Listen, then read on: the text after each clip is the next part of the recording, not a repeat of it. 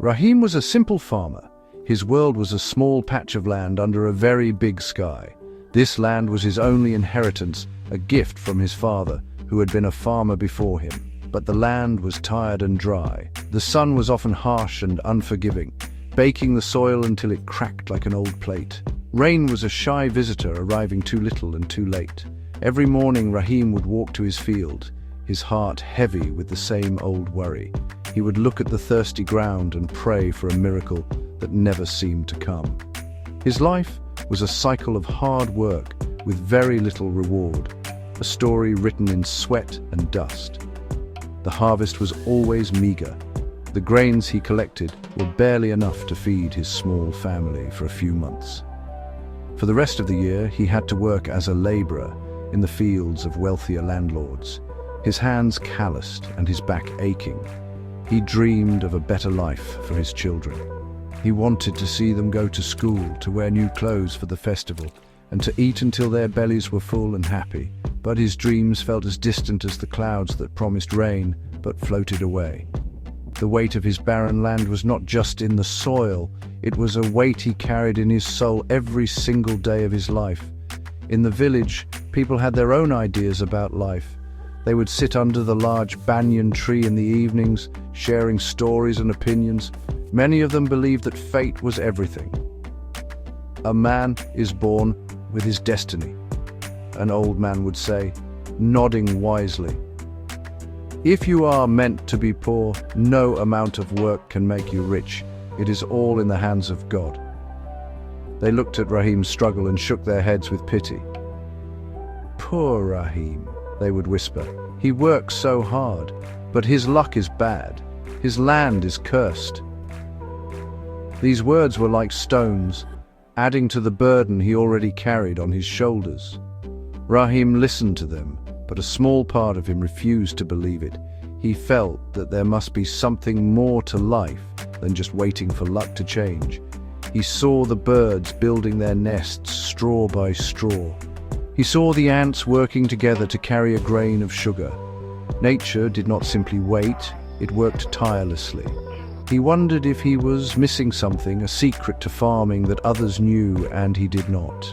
He could not accept that his children were destined for the same difficult life he had.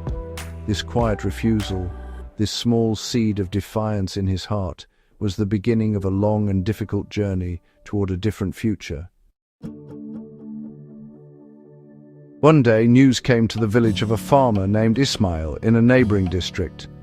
People said Ismail's fields were always green, like a lush carpet, even when the sun was fierce. They said his harvests were so abundant that he needed many carts to take them to the market. While others in the village dismissed these stories as exaggerated tales, Rahim's curiosity was sparked. He decided he had to see this for himself. He saved a little money, packed a small bag with some flatbread and water, and set off on a long walk to Ismail's village.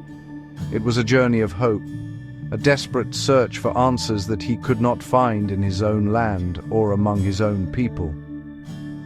When Rahim finally met Ismail, he was surprised. Ismail was not a man born into great wealth. He was a humble person with hands as rough as Rahim's own. He welcomed Rahim warmly and listened patiently to his story of struggle and despair. Ismail then took him to his fields. Rahim's eyes widened in amazement. The crops stood tall and healthy, the soil was dark and moist, and a clever system of small channels brought water to every plant. Ismail explained that he did not rely on luck. The sky is not always kind, he said with a smile, so we must be smart on the ground. We must learn from the earth and help it give us its best. Ismail generously shared his knowledge with Rahim.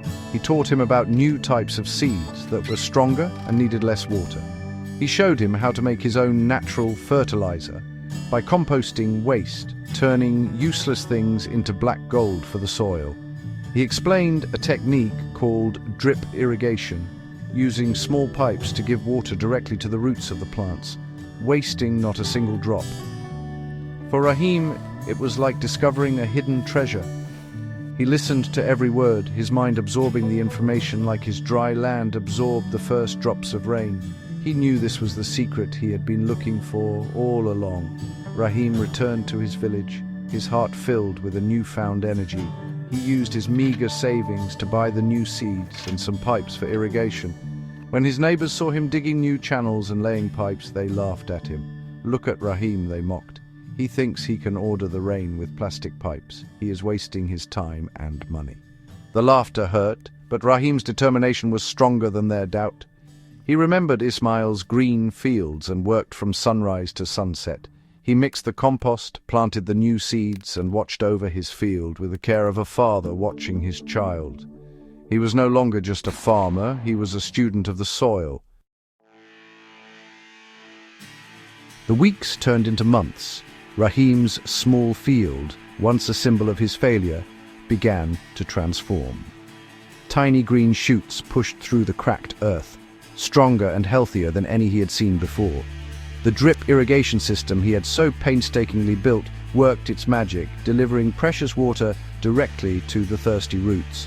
While his neighbor's fields struggled under the hot sun, Rahim's patch of land was an oasis of vibrant green.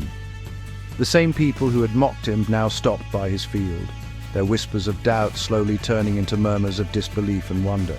They could not understand how Rahim's land, the cursed land, was now flourishing.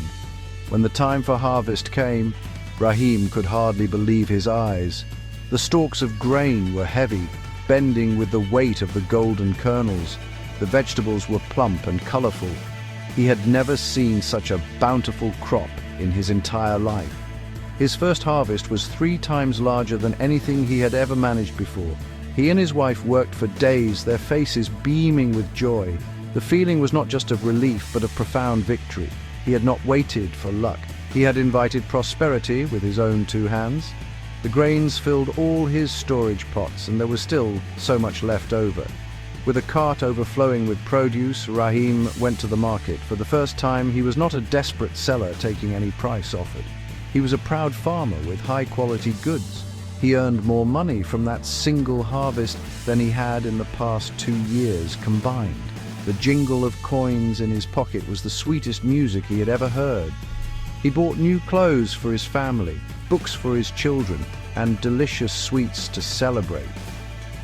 That evening, as his children ate their fill, laughing happily, Rahim looked at their faces and knew that all his hard work, all the ridicule he had faced, had been worth it. This was the life he had dreamed of. The success of that first harvest was not an end, but a beginning. With the money he earned, Rahim did not just spend, he invested. He leased a small, adjacent plot of land that had also been left barren. The owner was happy to give it for a low price, believing it was useless. Rahim applied the same techniques, the compost, the new seeds, the careful irrigation. He started growing different crops, learning which ones grew best in which season. His knowledge grew with his land. He was no longer just copying Ismail. He was innovating, becoming a master of his craft through constant learning and relentless effort. Year after year, Rahim's prosperity grew. The single plot of land became 2, then 4, then a large farm that stretched across the landscape. His fields were a testament to his hard work, a patchwork of green and gold that stood in stark contrast to the dry lands around them. He became one of the most respected figures in the region. The same villagers who had once laughed at him now came to him for advice. They called him Rahim Chacha, or Uncle Rahim, a term of affection and respect. They wanted to know his secret, the magic that had turned his fortunes around so dramatically. His success was no longer a mystery, but an inspiration. Rahim never forgot his humble beginnings. He was always kind and patient with those who sought his guidance. He did not keep his knowledge to himself, just as Ismail had not kept it from him. He taught them how to make compost, where to find the good seeds, and how to save water. He believed that the whole community could prosper if everyone worked smart. As his farm grew, he needed more hands to help with the planting, weeding, and harvesting. He hired many of his fellow villagers, the same men who once had little work. He paid them fair wages, ensuring their families did not have to suffer as his once did. He was not just a successful farmer, he was a creator of opportunities. His children went to the best school in the nearby town.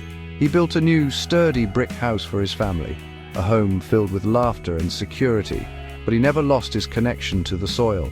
Every morning, he still walked through his fields, not with worry, but with a deep sense of gratitude and pride. He would run the dark, rich soil through his fingers, remembering its barren past and celebrating its fertile present. He showed his children the value of hard work, teaching them that the land gives back what you put into it. His greatest wealth was not the money in the bank, but the legacy he was building. Rahim's story became a legend in the village, a story told to children to inspire them. It was a simple and powerful lesson. He often sat under the same banyan tree where he was once pitied and shared his wisdom. Luck is not something you wait for, like the rain, he would say, his voice calm and steady. It is something you create with your own mind and your own hands. Do not curse your land or your destiny. Change your methods, change yourself. The power to grow is not in the stars, but within you, buried in the soil of your own effort. He had proven that a man's destiny is not written in stone, but cultivated, seed by seed, through courage and hard work.